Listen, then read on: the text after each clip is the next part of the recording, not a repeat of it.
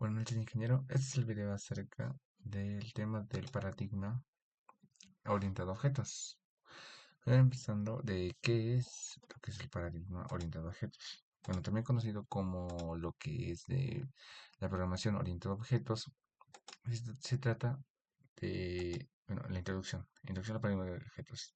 El objeto organiza el software mediante los objetos. ¿Esto qué quiere decir? Que se puede representar bajo entidades de que se puede llevar cualquier objeto de la vida real a lo que es un sistema, tanto real por conceptos abstractos, ya que porque cada objeto tiene atributos y también cada atributo tendrá un método, como por ejemplo una taza. Una taza tiene, digamos, una clase, mejor la clase taza. La clase taza tiene atributos, como son ya sea el volumen, el líquido que tiene y el tamaño de la taza. Pero también va a tener algunos métodos, como lo que es eh, insertar, ya sea el líquido o beber, también va a ser el líquido. Una estructura que va a estar dentro de la clase. Este enfoque más que todo permite llevar cualquier objeto de la vida real a un sistema. Sea cual sea objeto, va a tener lo que son atributos y métodos. Y métodos van a ser las acciones que se va a poder hacer. Ahora vamos con la evolución de la programación orientada a objetos. En 1960 los programas se desarrollaban utilizando líneas de código en un enfoque estructurado centrado en funciones y procedimientos, como dijimos antes y como mencionamos antes. Los finales de los años 60 aparecen lenguajes como Symbol 67 y Smalltalk que introducen el concepto de los objetos y clases directamente los objetos de cómo se podían insertar dentro de las clases. En 1980 ya lenguajes como C++ comienzan a popularizar la programación orientada a objetos en el desarrollo de software, ya que C++ tenía la peculiaridad de que se podía trabajar bajo las primeras clases, que las clases públicas y las clases privadas. En 1960 Java y otros lenguajes consideraron la programación orientada a objetos como el paradigma más utilizado en la industria del software. En Java también se maneja y incluso se puede notar una, una similitud entre el trabajo de clases, porque tanto como C++ y Java trabajan igual bajo clases y constructores aparte de en cada clase. En la actualidad, más que todo la programación orientada a objetos se ha visto sin lo que son Java, C++ aún están en el ranking de las lenguajes de programación utilizados a pesar del tiempo que tiene, y Python, que también trabaja con clases y constructores, aunque más que todo en Java y C++ el constructor se llama tal cual, constructor, pero en Python se utiliza más que en vez de constructor se utiliza el getInt. Bueno, ya con una breve introducción vamos a ver los principios fundamentales del paradigma objetos. O sea, qué es lo que lo hace qué es lo que hace más relevante a lo que es la programación de objetos. Como dijimos antes, la definición de las clases. Una clase puede estar hecha más que todo de cualquier objeto del mundo, porque cualquier objeto en el mundo va a tener atributos, como por ejemplo, pongamos ejemplo de un juego va a ser más que todo el personaje. El personaje tiene atributos, ya sea como caminar, atacar y mover. Pero también, no, los atributos van a ser el nombre, las estadísticas, la defensa especial, el ataque especial, el ataque y la defensa. Pero también va a tener algunos métodos, es decir, las acciones que va a hacer con ese personaje. Y las acciones y los métodos van a ser atacar, mover y usar, o sea, el turno que se va a poder usar. Estos atributos más que todo están dentro de una clase y los objetos, por ejemplo, también pongámosle otro más, que una canción. Depende mucho la canción, ya que si va a ser para reproducir una biblioteca de música, va a tener los atributos que son nombre, álbum, duración y el artista. Y el método va a ser escuchar. Pero mucho depende, esto va a cambiar mucho si la clase no es para escuchar, es decir, una biblioteca.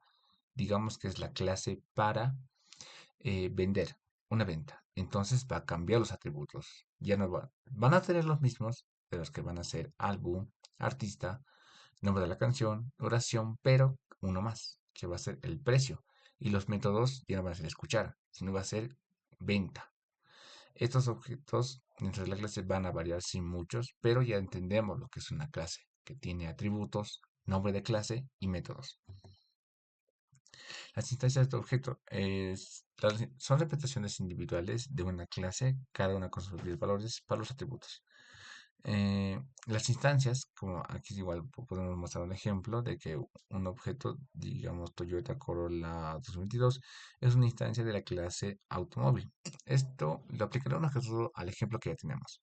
Por ejemplo, instancias de objetos. Ya tenemos la clase principal. Antes teníamos el ejemplo de la clase personaje, pero esta vez lo podemos también utilizar e incluso se va a instanciar esta clase principal, ya que el personaje no solo va a ser un personaje, va a depender mucho si es, digamos, por ejemplo, el rol que va a tener, como por ejemplo, guerrero y mago.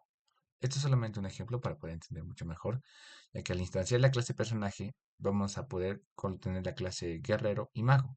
Sí van a tener los mismos datos, pero van a ser derivaciones de lo que es la clase.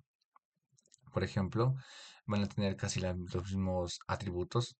Guerrero y mago van a tener defensa especial, ataque especial, defensa y puntos de vida.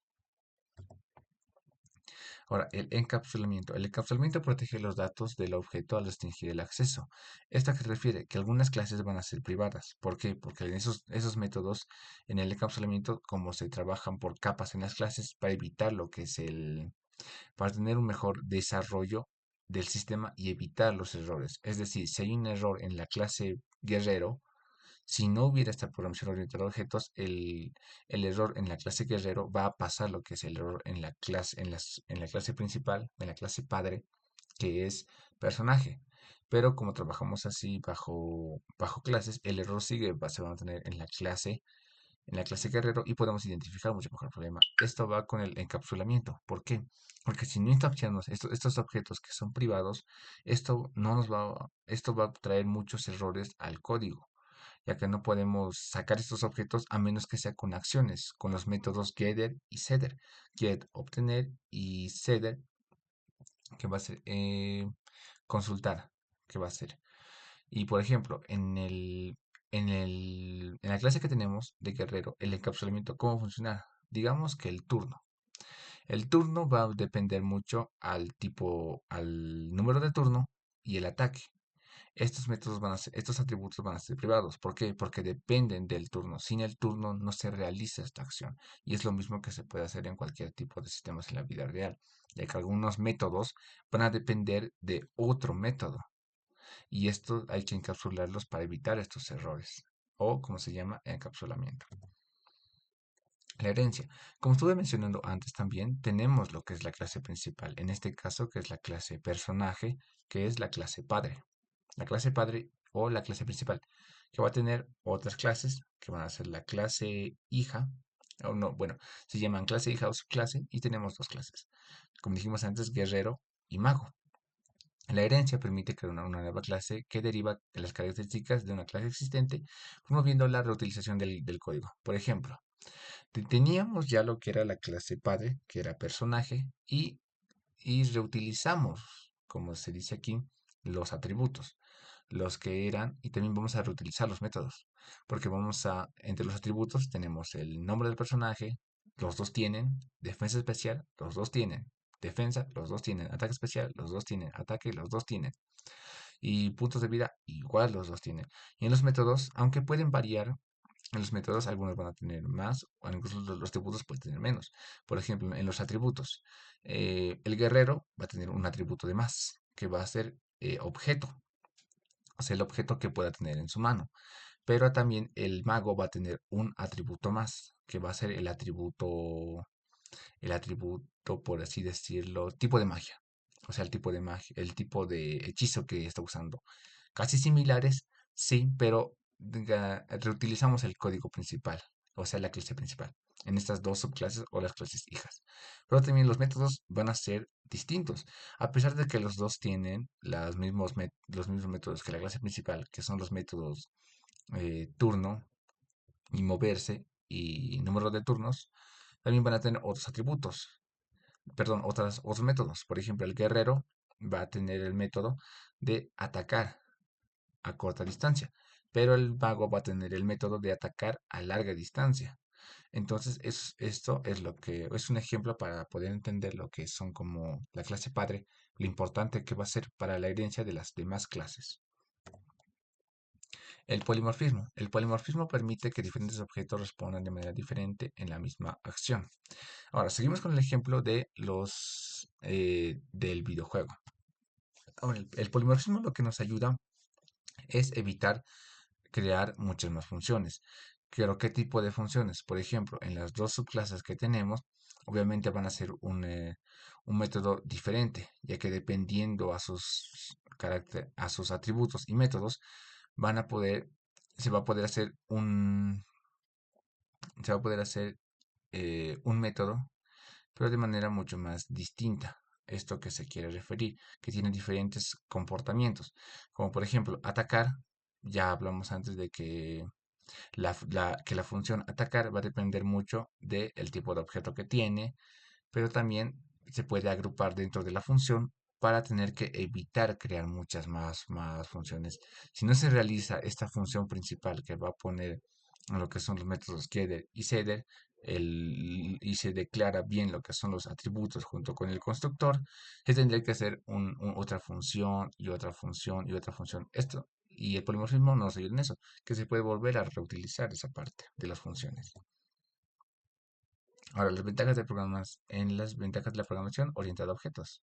Como dijimos antes, es una organización y comprensión mucho más sólida del código. El código, al estar por partes, o sea, en clases, es mucho más fácil de entender y también mucho más fácil de solucionar los errores, ya que el error se va a mantener en una sola clase y no se va a ir a todas las demás clases las que estén heredadas. No, porque ya definimos esto que es la privatización, o sea, los métodos, los atributos que van a ser privados. La reutilización de clases. Como vimos antes, esto se habla básicamente de la clase padre. Como una clase principal puede dividirse en más clases, llamadas clases hijas. El ejemplo que pusimos de personaje, que se divide en qué tipo de personajes, guerrero o mago. La modularidad. La modularidad que ofrece la programación de objetos divide las aplicaciones en componentes más pequeños y manejables. Esto más que todo nos ayuda a hacer la portabilidad que va a hacer el sistema, ya facilitando lo que es el desarrollo, ya que como vimos antes, en el polimorfismo tendríamos que haber desarrollado muchas más funciones, pero usando una sola función para cada clase, nos evitamos crear muchas más funciones, incluso dentro de las clases podemos refactorizar estos mismos códigos para lo que es evitar volver a declarar todo y ya tenemos más que todo la clase principal para reutilizar lo que son los mismos códigos, perdón, los mismos atributos y métodos. Mantenimiento y escalabilidad. Esto va relacionado con lo que dijimos antes, la programación que va por capas entre paréntesis clases, que va más que todo va a hacer más fácil el mantenimiento del software, ya que los cambios pueden realizarse desde clases específicas para así, por ejemplo, eh, por ejemplo, volvamos a la clase guerrero. Digamos que hay una pequeña actualización dentro del juego, que ahora los guerreros pueden atacar, pero desde larga distancia dependiendo de un objeto. Entonces podemos agregar lo que es el atributo, ya que ya tenemos la clase hija y ya tenemos heredada desde la clase padre. Es mucho más fácil la escalabilidad a la que tiene y puede mejorar, al igual que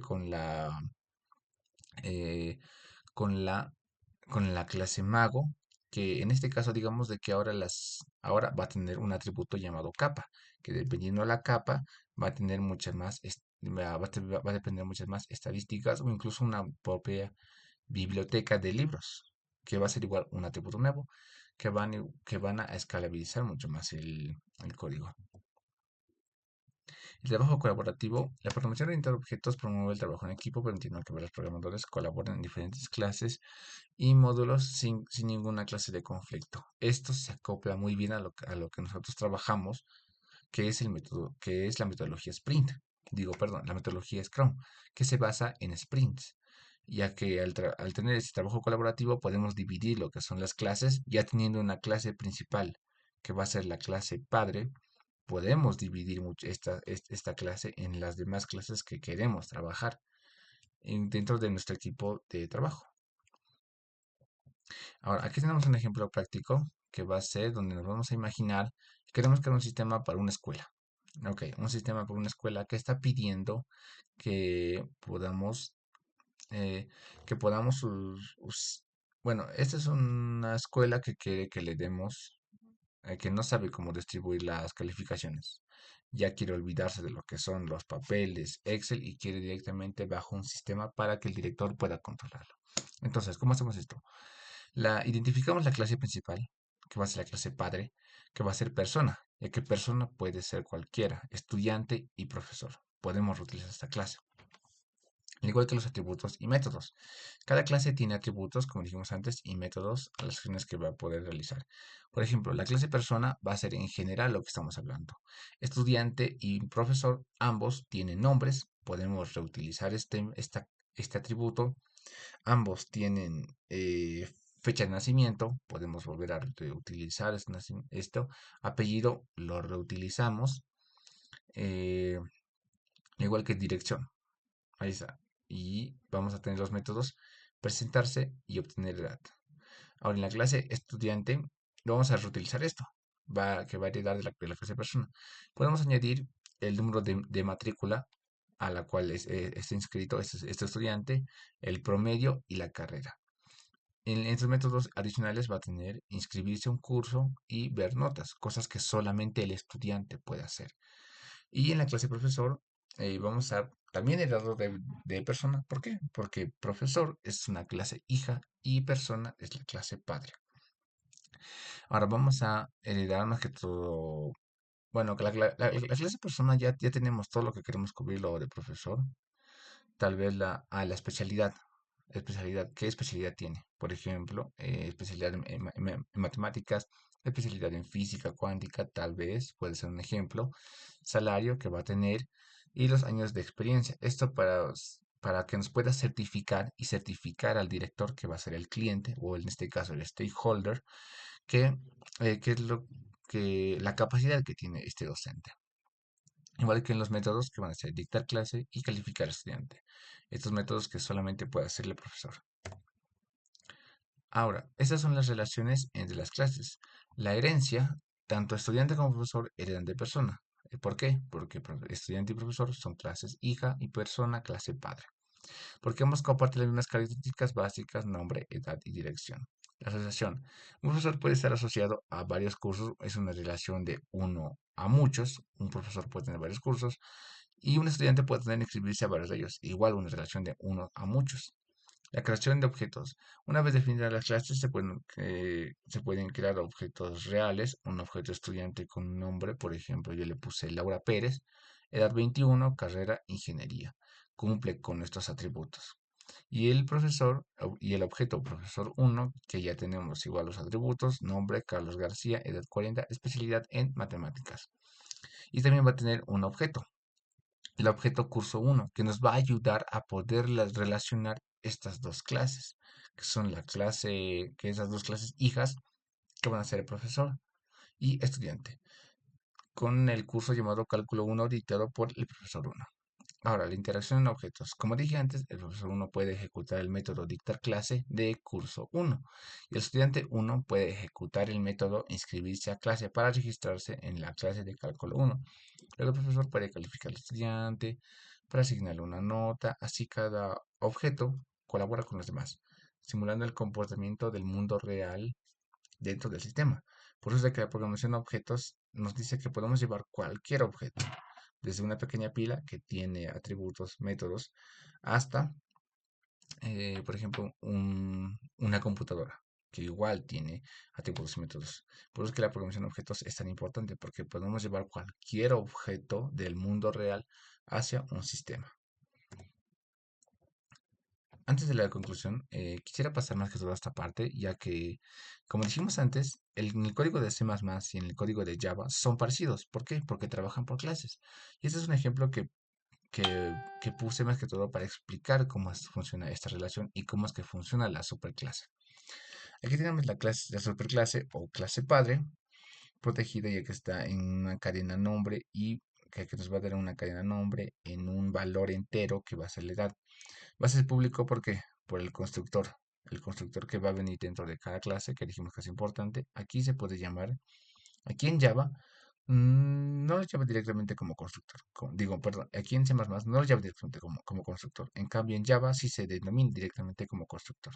Aquí está dentro de una clase, un método public, que va a ser persona, cadena, va a tener un valor, entero va a tener un valor, nombre va a ser igual a n, data n. Los métodos, que van a decir, como dijimos antes, va a tener los métodos nombre, que nos va a poder mostrar el nombre, la edad y años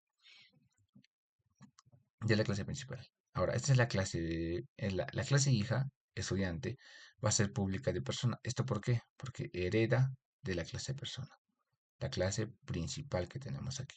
Y la hereda aquí en la clase hija de estudiante. Van a ser esos métodos privados, ¿por qué?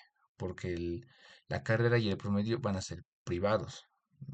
Ya que si esto no se hace privado, es de que se compromete mucho más la información y no estamos solidando la verificación de los datos.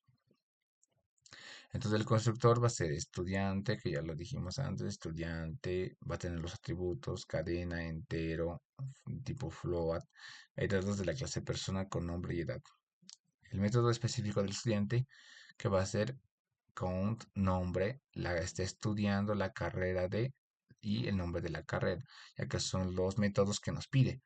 De la clase estudiante nos pide los métodos, consultar el nombre y decirnos en qué carrera está. Aquí vamos, y aquí los demás le vamos a mostrar información. Entre la clase void, vamos a mostrar info de los estudiantes, se llama al método. El método que va a tener va a ser consultar la carrera y el promedio. Otra clase hija que tenemos aquí, que se heredó de la clase principal persona, es la clase profesor. Esta clase profesor sería de la clase persona y van a ser privados que la materia y la experiencia. Estos dos van a estar privados ya que si no se va a realizar sin la clase profesor. Van a estar dentro de un constructor que va a ser el profesor, string, que va a ser el nombre, edad, string materia y int la experiencia que va a tener. Aquí está el método específico del profesor que va a ser dictar clases. Este va a ser lo que va a, solamente el método que va a poder realizar el profesor. El nombre y la materia que está editando. Y mostrar información completa va a ser mostrar info del profesor, donde va a poder consultar el director la materia y los años de experiencia. Ahora, la función principal. Como dijimos antes, en la parte de... mm, en la, en la parte de la... perdón, en el polimorfismo, lo que nos ayuda aquí es más que todo en las funciones principales que se va a realizar. Bajo estas funciones nos evitamos crear muchas más funciones. Por ejemplo, estudiante 1, Laura Pérez, ya tenemos los datos, estamos creando los objetos y con esas funciones vamos a mostrar la información que hay dentro de la información del estudiante y la información del profesor. Si no se hace más que todo esta función principal, todo lo que tenemos aquí, tendríamos que volver a realizar otra función para lo que es consultar la edad, otra función para consultar la materia, otra función para consultar lo que es el promedio y para el profesor otra función para que nos muestre el nombre, otra función para que nos muestre la edad, otra función para que nos diga qué materia está funcionando y otra función para que nos diga cuántos años de experiencia tiene. Por eso es de que se realiza esta función principal, para evitarnos lo que es el desarrollo de más funciones y hacerlo más escalable y fácil de hacer de los mantenimientos que se vean requeridos. Ahora, al ejecutar esto, tenemos aquí la información del estudiante. Nombre, Laura Pérez, los atributos que nos da, nombre, edad y carrera. No, nombre y edad. Los métodos que nos da es consultar la carrera de ingeniería y un promedio de 87.5. Ya tenemos aquí las dos instanciadas. Ahora, y el método que va a ser consultar, Laura Pérez estudiando la carrera de ingeniería. Ahora, para la información del profesor, ya tenemos aquí los atributos, que va a ser nombre, edad, materia y años de experiencia. Nombre, Carlos García, edad 40 años, materia, matemáticas, años de experiencia 12. Y los métodos para consultar, Carlos García está dictando la materia de matemáticas. En conclusión, el paradigma orientado a objetos o la programación orientada a objetos nos ayuda mucho más y encaja mucho más a lo que estamos viendo en lo que es la metodología Scrum, que es trabajar bajo un equipo. ¿Por qué? Porque con esto, ya que es mucho mejor trabajar dentro de la programación orientada a objetos, ya que trabajamos por capas, por así decirlo, o clases. donde estas clases podemos dividirlas. Es decir, el programador uno va a realizar la clase, ya tenemos definida la clase personaje.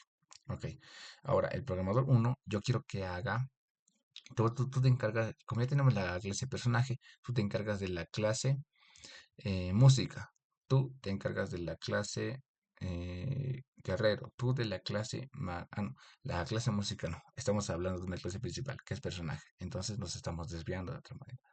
La clase personaje, tú vas a hacer la clase mago y tú la clase guerrero.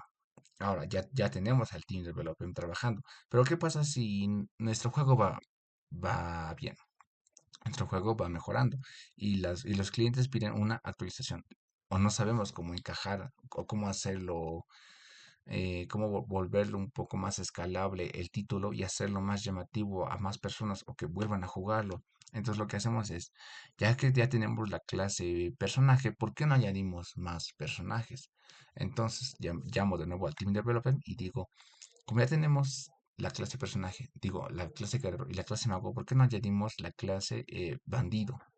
La clase bandido, un nuevo personaje que va a ser. Y si añadimos otro más, por ejemplo, déjenme pensar, la clase, mm, la clase gigante. Ok, queremos un nuevo personaje que se llame gigante. Otro nuevo personaje que se llame caballero. Entonces, como ve, esta programación orientada a objetos nos ayuda a hacer mucho más escalable cualquier software y mejorar lo que es el equipo de trabajo, llevando cualquier objeto de la vida real a un sistema.